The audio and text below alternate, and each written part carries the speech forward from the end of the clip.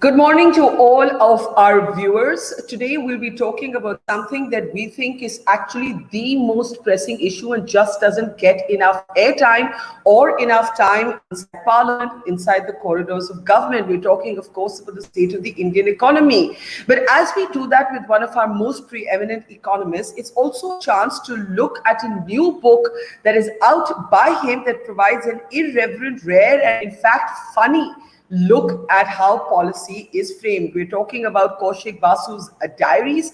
Mr. Basu has, of course, been the chief economist in the government here in India and has also been, I beg your pardon, the chief economic advisor here in the government, and has also been the chief economist at the World Bank. He's just been recognized with the Humboldt Award. He's a professor of economics at Cornell University. And there you can see those pictures with Amartya Sen, whom he regards as among his mentors. The book is actually a lot of fun as well, apart from actually providing you a sense of how policy is framed, how the bureaucracy works, and how that entire Byzantine system might look to a professional from the outside. Joining us this morning here in India, nighttime from him, from Cornell, is Professor Kaushik Basu. Let's bring him up on our screen. Welcome, Kaushik, and thank you for making the time. Immensely enjoyed your book because, quite frankly, did not expect it to be as funny and candid as it was. And let me start by what struck me in particular, as I was 3 minutes, or actually a little more, 5 minutes late in starting this interview, which I was quite embarrassed about because I don't like being late. And there's a part in your book that talks about how inside government files, there's actually great emphasis about being on time, which might surprise many people, and many different words. I think you counted more than 40 for it. So just to start on a lighter note, tell us about the pursuit for punctuality inside the Byzantine bureaucracy of India. Barkha, it's a pleasure to be talking to you. I had, written a very academic paper once upon a time on punctuality, on why some societies are more punctual than others, and therefore it has been of some interest to me. This is, of course, something very important in India. However, this is one of those silver linings, I have to say, in India, because compared to my memory of my youth interaction with government, India's punctuality has improved. And you have examples, dramatic examples from the world of countries which were once totally unpunctual have become punctual, and I like to believe that India is in one such mode of changing into a more punctual society and government, and that was my impression in government, that it functioned better than it used to earlier. But tell us about those 40, am I remembering this right? 44 words? 44 words for punctuality. And are they actually in every government file that comes to your table? In those days, I don't know if that's the case now, every government file that comes, this was a very good idea not to waste the space inside the inside cover of the file. So these are instructions for English to Hindi. You learn Hindi if you don't know Hindi. But my surprise was, of those sentences, 44 of those sentences, and there may have been 50 sentences, were all to do with punctuality. Deliver this by tomorrow at your earliest convenience. Delay will not be tolerated. So you're learning the Hindi for 44 such expressions when you open your folder.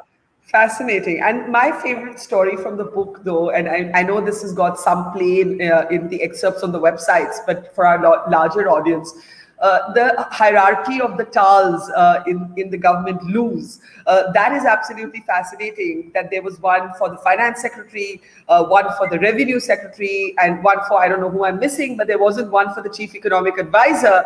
And then how your staff actually had to quarrel and fight and negotiate to get a tal in the bathroom that would say CEA on it. So tell us about the hierarchy of the tolya, as they say in Hindi, and what it represents. I have to say, Barkha, it's not in me to fight for that towel space and the bathroom use, but it was my staff that was adamant that as a chief economic advisor, you have the rank of a secretary, they would argue, and you should have in that room, bathroom, which can be used by only 4 persons, I should be one of them. And they waged a battle, and to my surprise, they succeeded.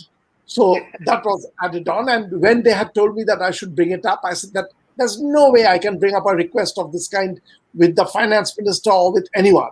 Amidst the conversation of inflation and growth, I would not talk, but they did it, and it did happen. But I do note something else in my diary, is that the embarrassing part of it is in India, in government, usually in the corridors, you have a lot of staff sitting. So every time you exit from your bathroom and you're leaving, you get a lot of salutes from the staff sitting in the corridors. I do note that. Yeah. As a sort of professional coming into the system of government, I'm sure there was a lot you had to learn. But what did you have to unlearn? First of all, the learning, I have to say, when coming in first, and one of the reasons I took to write the writing of a diary was, in the beginning, it was totally harrowing. I was not used to that world. I'm not used to that. What was the most harrowing thing? What was the most harrowing thing? It's extremely hierarchical. So the orders come down, and I fully understand that. In a government, you have to have that. It can't be like academia. And I have to say, my own experience, not just in American universities, but even at the Delhi School of Economics, it was a very flat organization. There is no one you're sort of treating as the sir, as the authority. It's a flat organization. From that, I come into government. And I took to diary writing simply because I felt that that's one way of coping with it. Let me jot down some notes of what I'm seeing. It is the way an anthropologist writes down about one's experience. But I did learn a lot also. And I have to say, which I've very often pointed out, is that the Indian bureaucracy, in terms of individual talent, is very, very remarkable. So the top brass bureaucracy is very talented, but not always the most efficient. And the analogy that I use is, it's like ace drivers caught in a traffic jam. That's the way the Indian bureaucracy is. Very talented people, but the system is a jamming system. So I was learning from them, but also very disappointed on many matters. What was the most disappointing thing for you as you left government and left the position of being chief economic advisor? We all have, especially when we are younger, starry-eyed notions of making a difference, working for our country, working in government, in bringing change. And then oftentimes our hands are burned by that experience. What was the most disappointing experience for you? Yeah, it was disappointing. Not that I got a shock, because I think I was quite a realist when I went into government. Things do move slowly. And slowly to the point where you do feel frustrated that there are changes that you want. However, I should point out, because there have been subsequent cases of moving fast and taking wrong decisions. Compared to that, it's better to move slowly. But that is a frustration, that there is a procedure. The Indian bureaucracy did frustrate me, that it was so slow and sluggish in taking its decisions. In fact, when I was in government, I reached out to some Commonwealth countries and ambassadors and high commissioners from Commonwealth countries, because they had inherited a similar system from the British Raj that India had inherited. But there were countries, I remember a lot of interaction with the Australian High Commissioner, because Australia has a fairly efficient bureaucracy, starting with the same origins as the Indian bureaucracy. So they had reformed it. So that was one thing. The bureaucratic speed, if I could get it going faster, would have been very satisfying, but that was very slow. However, the quality of the discussion and the debate was also a high point, I have to say. It matched up. I used to go do a lot of G20 work for India.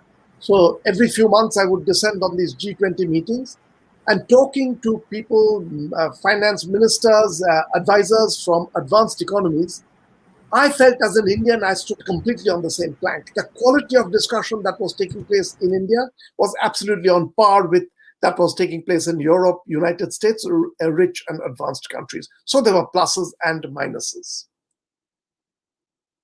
And all diligently recorded in the diary. Yeah. In the book, you write about three kinds of corruption, which I was quite struck by. And you said that there are politicians who are not corrupt, who don't take money. There are politicians who take money for themselves. And there are politicians who take money for the party, because that is how the system in India is set up to be. You worked with the government, and you're clearly a fan of Manmohan Singh, and I'll come to that separately, but you worked with a government that came to be besieged with corruption scandals. How did you navigate that, considering your very clear-headed articulation of corruption, your resigned acceptance that politicians will take money for the party, and your distaste for the politicians who pocket money for themselves? I mean, you lay it out very unequivocally. How then did you reconcile yourself with sort of the eruption of sort of corruption allegations in the government in which you were serving? Yeah. Barkha, one thing which I again talk about in my diary is I actually, in my nearly 3 years that I spent there, did not witness an act of corruption even once. And there are two reasons for that. One is there is corruption in government, but not as much as many people feel. They feel that every act is a corrupt act. That is not the case. Most of the time you don't have it, but there's corruption. The second reason is not such a gracious reason. I think people knew that I had come from outside. I'm not a part of the system. So whatever corrupt act there was, nothing ever took place in my presence because they were worried. And they knew my total disdain and distaste for corruption. I would not tolerate it. I would quit government and go away if I had to cope with that. So I never did it. But I know it was there in the system. And I know that something needed to be done. But again, over here, I want to point out what I've got in the book is that you have to realize that a lot of lay persons don't realize. I had relatives who would call me up and say that what's happening, there is this corruption. Yes, you want to remove corruption, but corruption in India is intertwined with legitimate activity. If you don't do it intelligently, the weeding out of corruption, you are going to damage legitimate business activities in India, and you can do huge damage. So the removal of corruption is a very, very difficult weaving act through the economic system. You should do it, but you have to plan it very well. And the design of that is very, very important. And I had several conversations with the Prime Minister on corruption, what can be done about corruption. Well, talking about the Prime Minister that you worked with Dr. Manmohan Singh, and you clearly are an admirer of his modesty, which you do in your book also reference as a rare quality among public figures. Manmohan Singh's modesty, or some would say his reticence, his not being a great communicator, his silence at times when he should have spoken, has come to be seen of his modesty.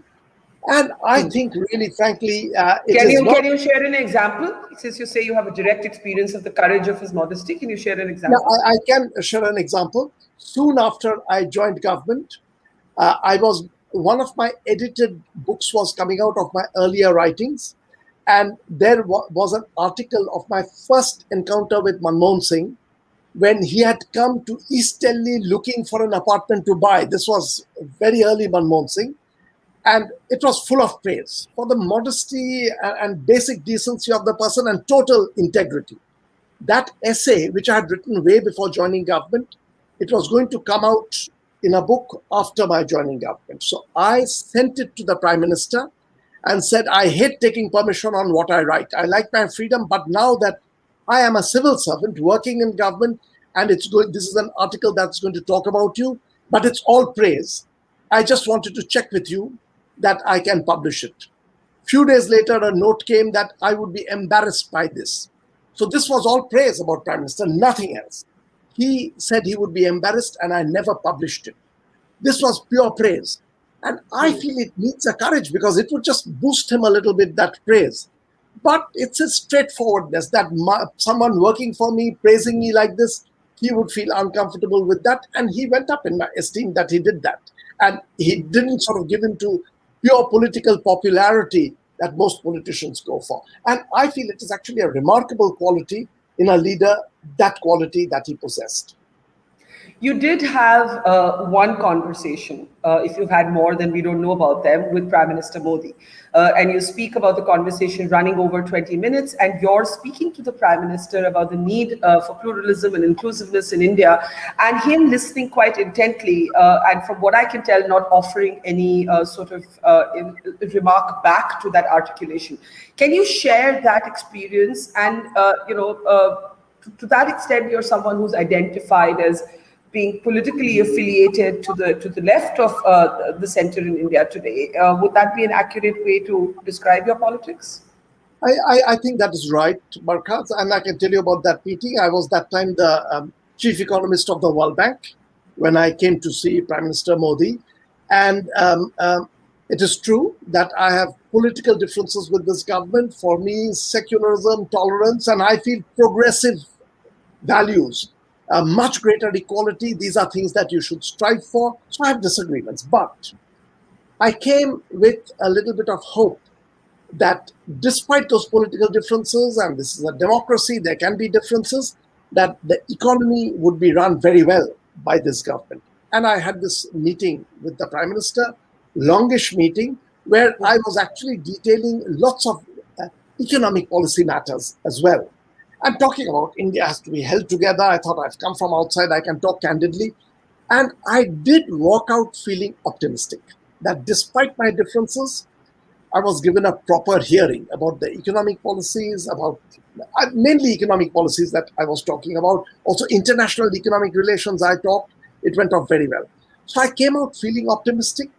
But I have to say, I have been disappointed about the performance of the Indian economy subsequently. Do you feel optimistic today? We'll get to the economy in a couple of minutes. Do you feel optimistic about the government today? No, I don't feel optimistic, which I had felt after that meeting, because just too many years have passed. I'm talking of the last sort of 3-4 years. It's a steady worsening of the economic condition.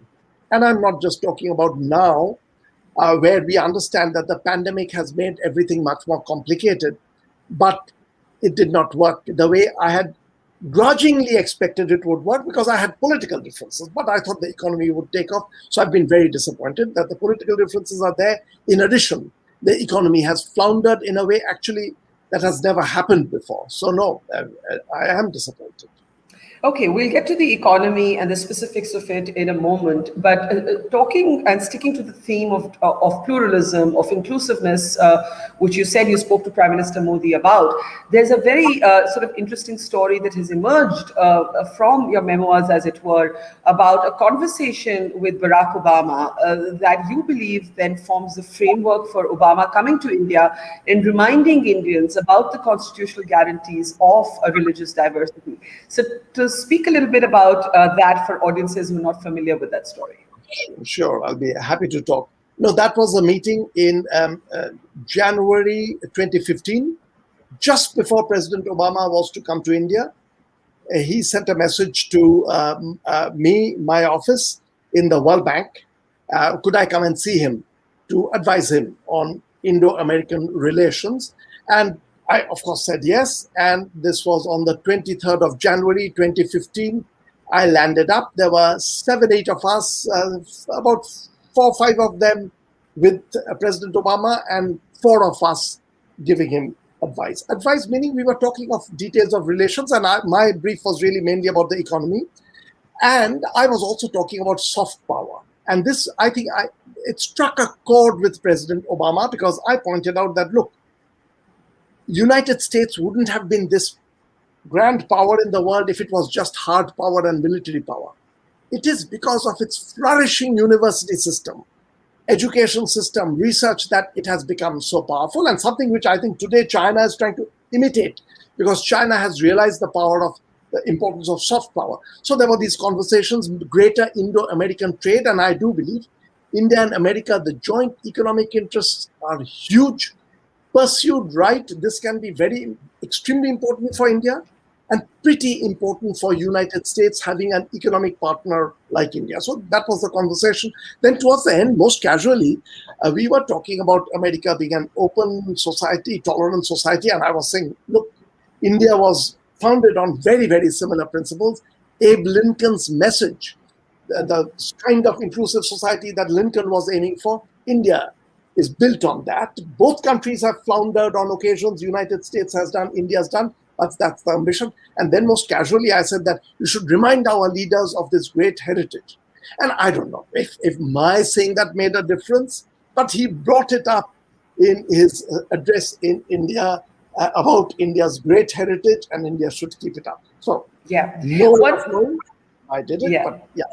Yeah, a very interesting nugget. But one of the arguments, Kaushik, that you have made and you have consistently made, is that this inclusiveness and pluralism is not only an ideological belief. You believe that the opposite of it actually hurts the economy. So there is a set of ideologies, but then there is also a consequence. Can you speak to why you believe that the economy of India would be directly impacted by the absence or the diminishing of some of the freedoms and some of the sort of diversity that we used to at least take for granted? Yeah. Two things I should first tell you.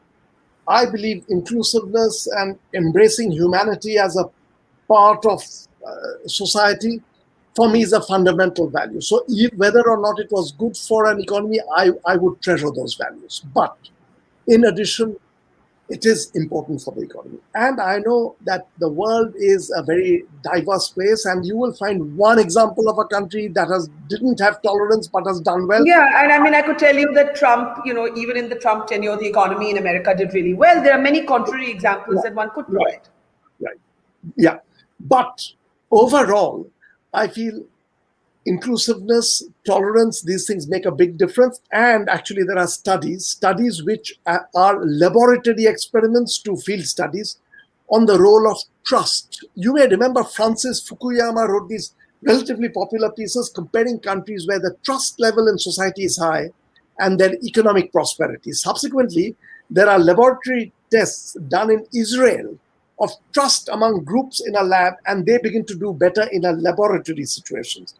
So trust is fundamental. Everything can't be run just by fiscal policy and monetary policy. These social qualities are important. And if you look at India's own experience, India was stumbling along in the early years after independence in terms of the economy. It was investing a lot in politics and society, but the economy was doing poorly. But from 1993, 1994, India's economy was surging ahead. And it had built on a relatively inclusive society. And once again, I don't want to overdo this. Of course, in India, there are caste discriminations, all kinds of things. But it was striving in the right direction. And I feel it was intertwining with the economy so that by 2004, really, the economy is just really moved. 2003 to 2011 is a period where India's economy is just surging ahead. And I feel it had built on these political qualities which we had invested at great cost earlier. And the erosion of trust and divisiveness in society is also beginning to hurt the economy. And we are seeing things like which are very connected to trust. Investment, the fraction of the national income that is invested, has gone down steadily over the last 7-8 years. And these things begin to hurt growth, and India's growth, as you know, and as I've written about, over the last 5 years, each year's growth has been less than the previous year's growth. So it is beginning to bite the economy.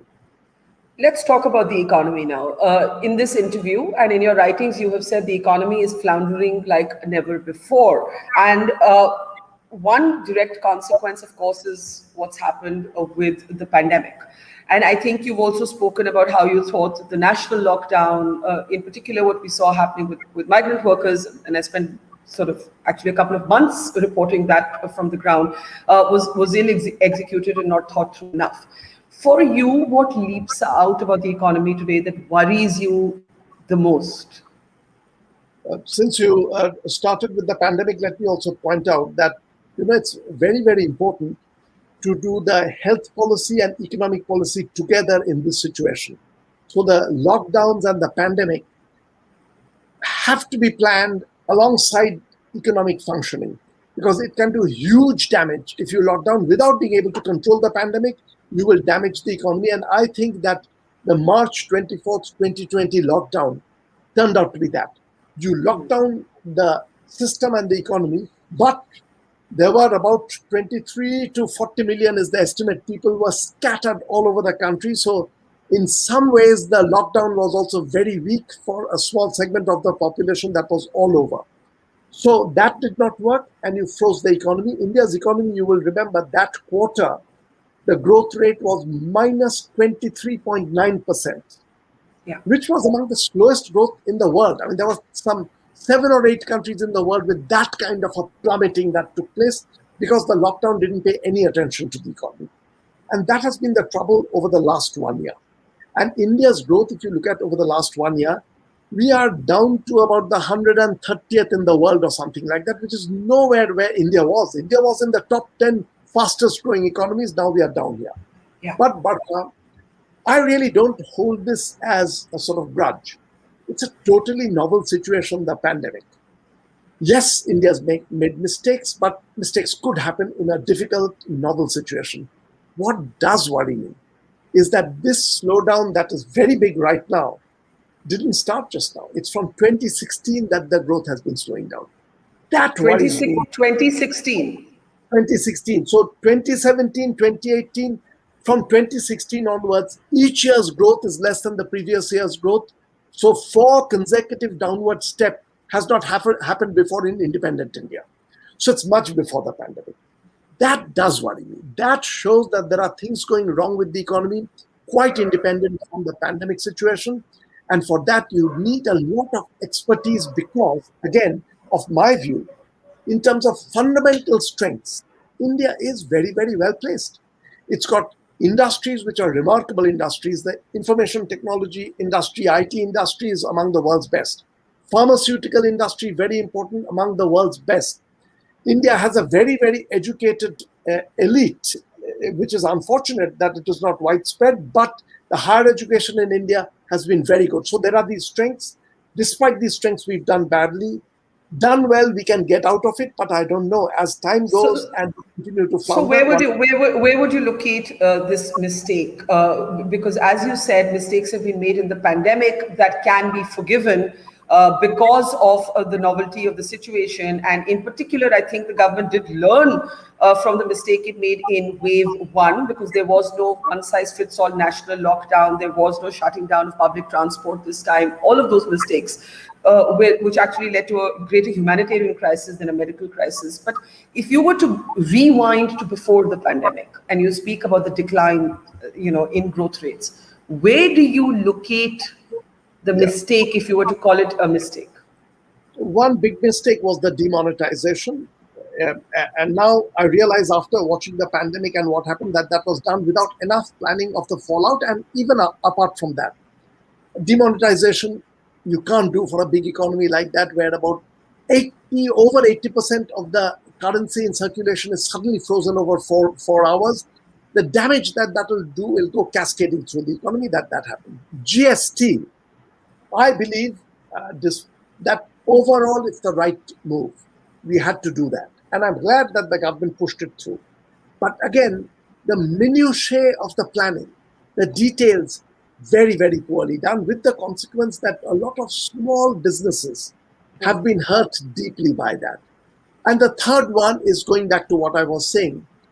A good economy does not run on fiscal and monetary policy alone. It runs on the political atmosphere in the country, on the trust in society. That has also damaged. So these things happened before the pandemic, and that has slowed down India from 2016 in a way that has not happened before. And that's what worries me much more than what has happened over the last year. Last year, the situation is very grave, but as I'm saying again, there are reasons. That's very clearly elucidated. Let's pick up some of the contemporary issues that the country is dealing with in terms of economy. The first is the debate around deregulation of fuel prices. What many people are asking is why government is not stepping in to control this. But economists are going to be divided over whether that should happen. Meanwhile, this is leading to an increase in inflation. It's impacting food prices, everything, right? How do you look at this debate around the soaring fuel prices in India? So I do believe, and here I think I'm with a lot of conventional economists, that fuel prices should be on somewhat of a float. So if the international prices are going up, you have to allow it to rise. When international prices are coming down, you have to allow it to come down. But the rise that has taken place is much more in India than can be explained in terms of the international price increase. So this is something where the government needs to step in or cut down on the duties and additional cesses that are charged to bring this down, because this is beginning to cascade through the economy. You know, Barkha, we do know that when it comes to wholesale price index, the inflation that we got in June, it's come down slightly, but only slightly in June, 12.9%, is the highest inflation in the last 30 years. And India has had high inflation after that. So it's the highest wholesale price inflation that we have seen in the last 30 years, which is very high. That, along with the slowdown in growth that we are seeing, is a classic what economists refer to as stagflation. The economy in terms of real terms is stagnating and inflation is taking up. That is what has happened. And for that, the fuel price, the level to which it has risen, is beginning to affect everything in the economy, and it needs to be curbed. One of the things that the erstwhile oil minister said when asked about why the center was not stepping in was that the states were free to sort of adjust the prices as needed. States, of course, are short on revenue, so they're not budging. The center is not budging because it's passing this on to the states. So when you say that government should step in, do you mean state government or do you mean the central government? No, this has to be at the central level, something like fuel. There are lots of items where the states can step in. But inflation can rarely be different in different states, because goods will move from one state to the other if you try to have different prices. So inflation is one policy which has to be at the national level. There are many what should other the government do? So what should the government do? Fuel price, you can't allow it to rise like this, and you can cap it. You just don't allow it to rise like this. And the other prices, I'm not in favor of intervening in every separate price. But something as basic as fuel, you can't allow it to rise like this, which is going to go cascading through the economy. So you have to stop that. India's fiscal deficit, the consolidated fiscal deficit, is 13%. But you know, there are countries which are living with bigger deficit. The United States is living with a bigger deficit. So the deficit is not at fault over here.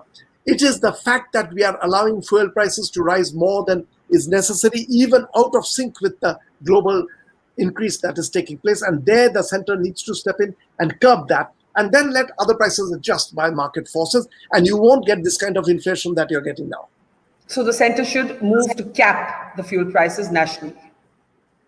Cap the fuel prices, not endlessly. There are times when it rises very high, you cap it, but I'm not in favor of sort of freezing it and keeping it capped. You have to allow it to move up and down. But in a situation like this, when you are getting into a stagflation, proper stagflation, you do need special measures. And once again, this is not across the board all prices, but fuel, which goes beneath the surface on virtually every commodity in the country, you do need special steps. Thank you for that. I think that's quite clear. The other issue where your opinions have attracted much debate is on the new farm legislations. And as you know, there has been prolonged agitation by the farmers. It has continued, I beg your pardon, through the pandemic as well. Now, you have advocated in favor of scrapping or taking back these farm legislations. And it has been pointed out that when you were in government, you did favor a liberalization of the mandi system. Is this a contradiction? Did you change your mind, or did people miss the fine print of what you advocated then, which in my understanding was that farmers should have access to multiple traders and not just a bunch of a handful of them? But go ahead. Yeah, so I don't think actually I've changed my mind at all. I am in favor of greater liberalization of the agricultural sector, but I'm not in favor of the way it has been done. And this is even a market economy, capitalist market economy like the United States is aware that when you allow for hundreds and thousands of small players to be pitted in a market with a few big buyers, it is a monopolistic situation, and the United States uses laws to put them on equal footing. Whereas what we are doing in India is we are going to have a couple of big buyers with hundreds of thousands of farmers competing with one another. They will tend to get impoverished. So the way it has been done is not the right way. And you will also see that along with these bills, there are other moves that were made, like hoarding of food grain, which India had very strict rules not allowing for that. That has been made easier. All this points to the farming sector being controlled by a few big players. That's not liberalization. Liberalization is giving farmers more space, but making sure that there are many buyers and many sellers pitted against one another, so there isn't So competition. your discomfort is with the sort of oligarchical nature of what the market would be. Absolutely. So I'm in favor of much more space, but not oligarchy, which any market economist, United States being a prime example, whole lot of people keep writing about. You have to use antitrust law to block that, and we are showing no sensitivity. So this will not be good for farmers. But just one last point on the farmers' agitation. The farmers who are agitating want to continue to have guarantees of minimum support price and procurement. Even if one goes with your model of allowing farmers access to multiple players and not just a couple of big business chains, the farmers may not accept that. The farmers continue to want the comfort of the old system where the government picked up the paddy or the wheat, irrespective of whether there was a market for it or not.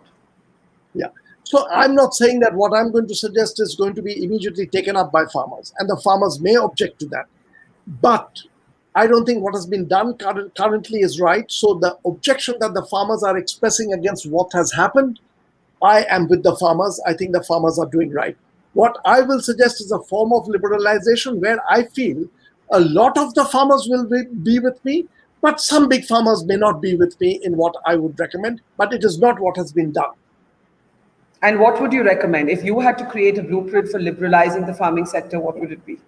So, see, first of all, you have to make sure that there are multiple buyers who are being pitted against. So, if you have, for instance, hoarding caps that you can't store huge quantities, big players can't come in.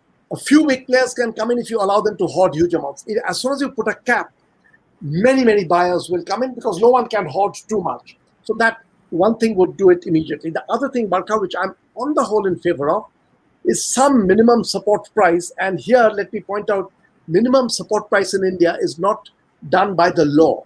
So it is set by the government. The fear now is, along with this so-called liberalization, what we've done, the government will not provide any minimum support. They will move it because the law does not force the government to do it. And the farmers will be left completely with these 4 or 5 big buyers. You should have minimum support price. But one more thing I should point out. India, the minimum support price is very sector, region specific. Large parts of India where you announce a minimum support, but there is no government window to buy the food grain. So you want it spread much more equitably across the country. Yeah. I do have to close now, but I want to close with one last question. You did get to interview Rahul Gandhi, it was a sort of Mr. Gandhi is engaging with public intellectuals across the world and placing himself in the interviewee's chair, sometimes in the interviewer's chair. Again, like with Manmohan Singh, there's a sense that Mr. Gandhi may not be the best fit for today's politics in the way that they have taken shape and form. How would you describe him? And does he come across to you as a reluctant politician? Do you find him a misfit for today's politics?